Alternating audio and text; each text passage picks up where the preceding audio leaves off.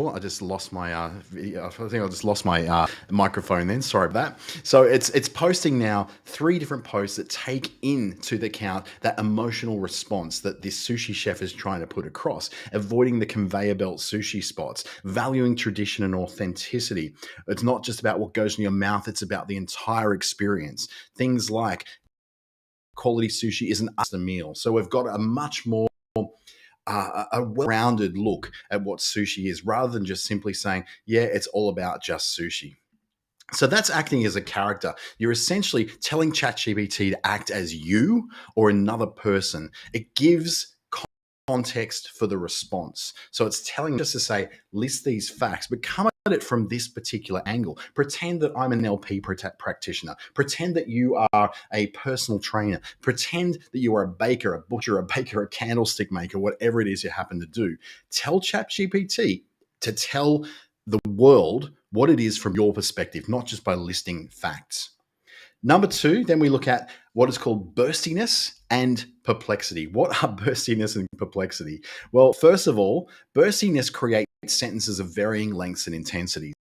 Humans don't tend to skin very short, sharp sentences of the same length over and over. We tend to get excited. So we'll go, and this, and this, and this, stop the sentence, and then create something else. And then we'll have like a couple of really big words, maybe three words that explain it all in one sentence. So we get very intense. And then we go boom and have those mic drop moments. So to make ChatGPT try and burst that out as well, you've got to have some burstiness in there because by default, it's just going to create, sentences that are equivalent length between 15 and 20 words each. It's going to be like blep, blep, blep, blep, blep, consistency. It's a robot after all. Perplexity then is that very human trait where sometimes we like to embellish things and go a bit beyond the facts. ChatGPT likes facts. It doesn't always get them right, but it likes to think of itself as a fact-generating machine. But we know as humans that the story is every bit as important as the facts. So, what we want to do, and I'm going to show another example here, is to write me an 800-word article on the benefits of buying art from artists directly rather than from a large store. The article should appeal to our creativity, our for beautiful and inspiring spaces, and the type of person who likes their home to stand out from others. We want to ensure that the article has a high level of burstiness as if written by a passionate person who truly believes in the benefit of ours in our lives. So we're saying be passionate, we're saying be burst in those sentences, and also ensure that the article contains a high level of perplexity in order to show the emotional and non-logical reasons why art is important to us as people. The aim of this article is to convince through examples, emotional appeal, and a desire to promote buying from artists directly. Let's see what that will output for us. So it's pretty quick. Let's see. Unleashing the extraordinary, the transformative power of buying art from artists directly. An introduction. Art is not what you see, but what you must see, from Edward Degas. In a world saturated with mass-produced mediocrity, it's time to break free from the chains of conformity and ordinary. Art has a remarkable ability to inspire, evoke emotions, and transform our spaces into unique and captivating. It's going for the jugular. It's going right for all of that emotional appeal, just as I asked it to. And by saying that I wanted it to, put these in here, I've got some very long and bursty sentences. This one is that long. Yeah, this one is a little bit longer again. Then we might have some shorter ones. So, for instance, artisan and this one's a shorter sentence. So it doesn't have a consistency of the same robotic sentences straight away. It's also not going necessarily fact.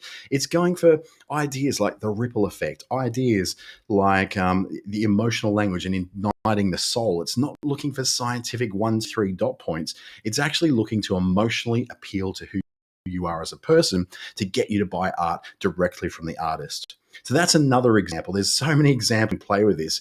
Then the third thing I want to show you is the power of providing anecdotes and examples. Now, when you add anecdote into your into what you're trying to generate, it adds again that emotional appeal, that humor. It's giving examples of humans, but you may be just starting out in your business and you may not have client case studies or testimonials yet. So what you can do is get ChatGPT to, even without your own stories or example, get it to generate some of its own. So you can take those examples and say, these are the typical responses you can expect from this. So let's go and look at these kind of examples now over in my third tab.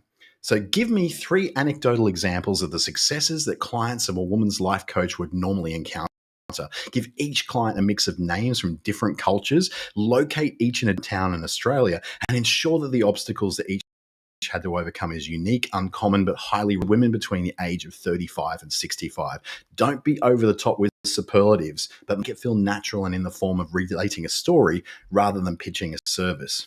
So it's all in these prompts. You can do these and just complexity to it if you want. Get more specific. Call them names yourself. Their names are Cassie, Sandra, and Sue. But I've sexed it around to give them a bit more. So let's see what this now outputs. We're going Sarah Nguyen from Melbourne. Okay, so immediately it's picked someone, a Vietnamese Australian woman from Melbourne, found herself at a crossroads of life. Her cyclical was her lack of self-confidence, years of self-doubt and societal expectations. It's actually taken a little bit of what it might assume are some of the challenges that a woman from a Vietnamese Australian background may have to face. We move on to Aisha Patel. So we've now gone from an Indian perhaps name or a Pakistani, Indian Australian woman from Perth, always been to me as strength and resilience. But she'd gone through a divorce after 25 years of marriage, leaving her really emotionally drained and unsure of her future. Maya, who's the life coach who she's seeing, understood it with a plan, and we've got a story there. Then we've got Maria Santos from Sydney, a 35-year-old Filipino Australian woman. Now you can take out the Filipino Australian and all that and just say a 35-year-old woman living in Sydney, or even take out thing that's sort of really identifying and use these as examples of the kind of work that you could provide as a life coach. So Isabel's a life coach, recognized Maria's immense potential and began working with her to develop a comprehensive business plan. Even, you don't have to lie about this. You don't have to pretend that you're somehow, doing these as real life examples. You can actually say to your audience, these are not real life examples. These are actually, made up examples of the kind of work I'd like to do and the people I'd like to work with. So if any of these relate, they're the sort of things that you can work for. So this gives you a really good opportunity to be able to do something much more extraordinary with ChatGPT, rather than the same old. Oh, let's go ahead. Let's just generate a story and just accept what comes out of it. If you found some value from this, please connect with me online through any of these channels, except for Twitter. I just left Twitter the other day because, let's face it, Elon Musk is an absolute, well, you can imagine what I'm going to say. Dante@clickstarter.com.au is where you'll find me if you would like some more. For now, though, thank you so much for joining me. I hope you have a great week, and I'll see you tomorrow as we do a little bit more exploring of the new tool called Google Bard. I look forward to it.